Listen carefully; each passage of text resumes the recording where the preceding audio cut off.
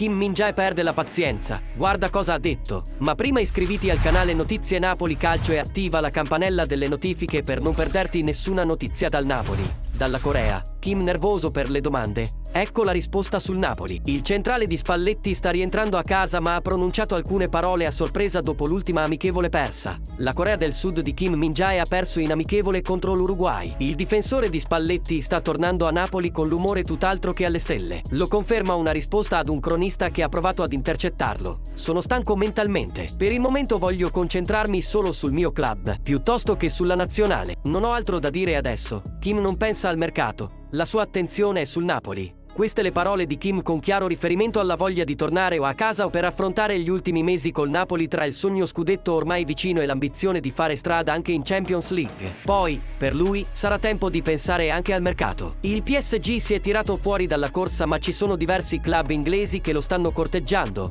Tifoso azzurro, il nostro grande Kim verrà trasferito in un'altra squadra. Lascia la tua opinione nei commenti e iscriviti al canale perché presto tornerò con le ultime notizie dal club più grande d'Italia. Forza Napoli sempre!